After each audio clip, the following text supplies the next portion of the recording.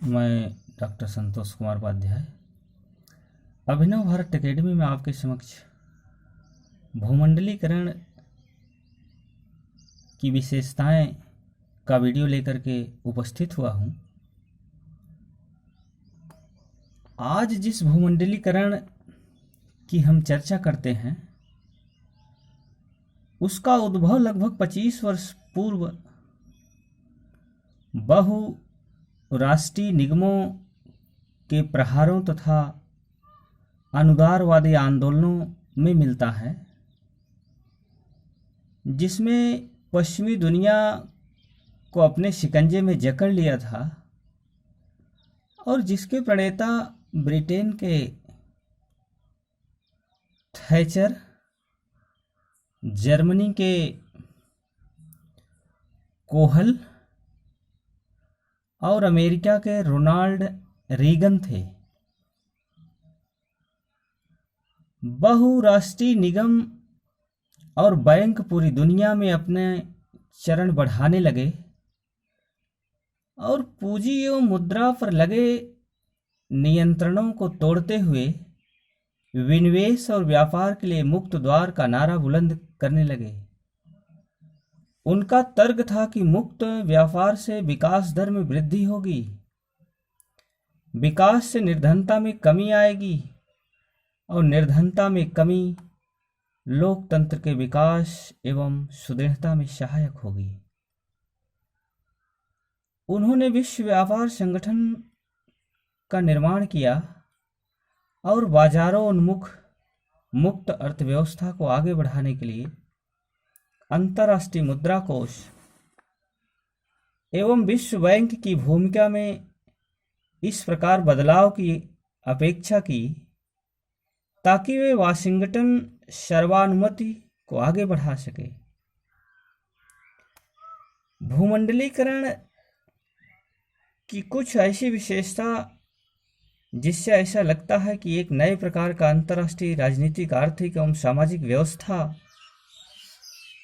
की स्थापना की तरफ हम प्रवृत्त हो रहे हैं। ये विशेषताएं इस प्रकार हैं। पहला, यातायात और संचार साधनों में हुए क्रांतिकारी विकास के चलते भौगोलिक दूरियां सिमट गई हैं।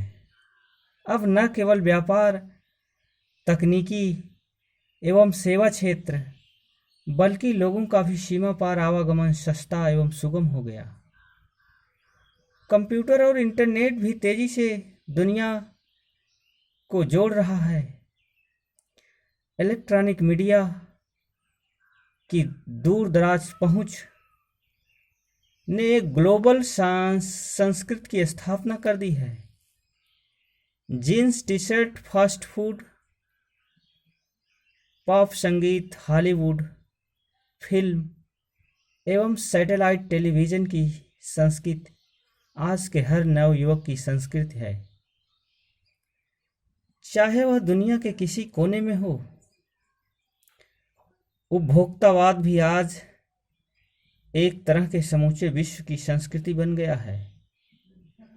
इतना ही नहीं, भ्रष्टाचार एवं अपराध करने के तरीके भी अब सारे विश्व में एक से हो गए हैं।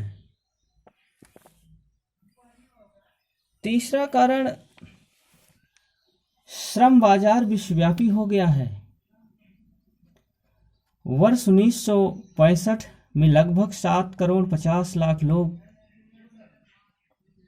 एक देश से दूसरे देश में रोजगार की दृष्टि से प्रवासित हुए थे, जिसकी संख्या 1999 तक 12 करोड़ हो गई। लेकिन प्रवासी मजदूरों की संख्या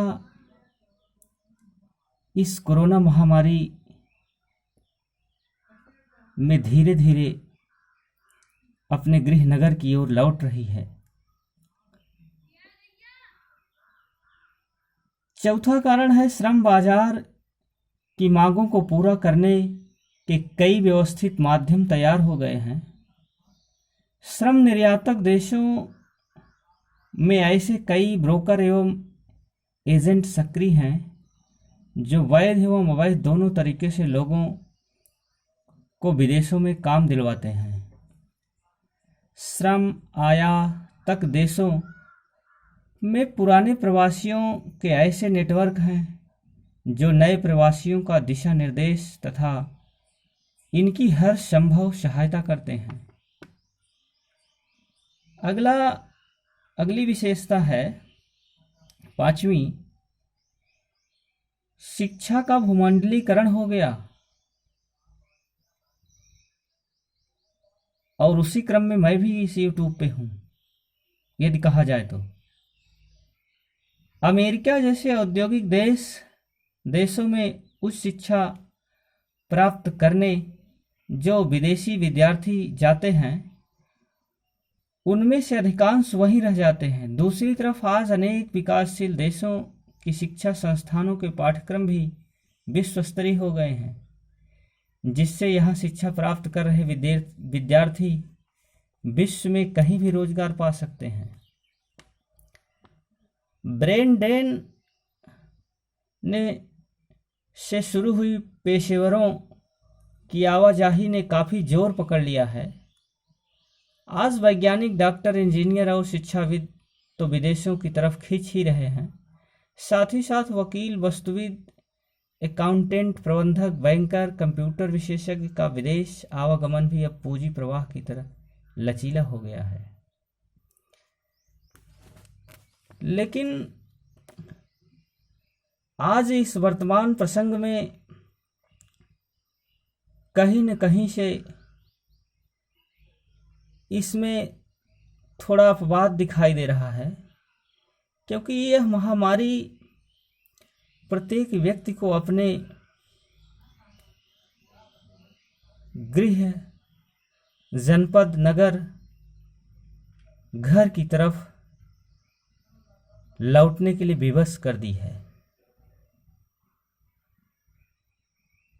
अगला कारण है बहुराष्ट्रीय कंपनियां, जिनके जरिए पहले उत्पादित वस्तुएं, सेवा, तकनीकी पूंजी आदि की आवाजाही होती थी, आज अंतर्राष्ट्रीय स्तर पर रोजगार प्रदायक की भूमिका निभा रहे हैं।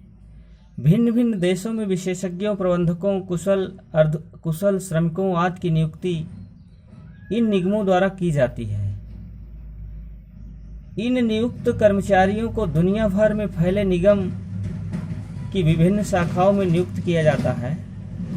इस तरह यह प्रक्रिया भी श्रम प्रवाह को बढ़ावा देती है। यूएनडीपी की ह्यूमन डेवलपमेंट रिपोर्ट में भूमंडलीकरण के 3 कर्ताओं का उल्लेख किया गया है। पहला है विश्व व्यापार संगठन, जो सदस्य देशों की राष्ट्रीय सरकारों के ऊपर अपना वर्चस्व एवं प्रभुता रखता है।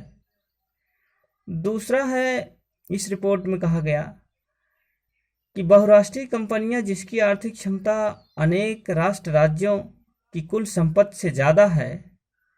तथा तीसरा, इसमें यह कहा गया इस डेवलपमेंट रिपोर्ट में कि अंतर्राष्ट्रीय गैर सरकारी संगठन, जिसका ताना बाना समूचे विश्व में फैला हुआ है, ये तीनों मिलकर भूमंडलीकरण को अपनी इच्छित दिशा देते हैं। तो इस प्रकार से भूमंडलीकरण के विशेषता के वीडियो के साथ आज यहीं तक। धन्यवाद।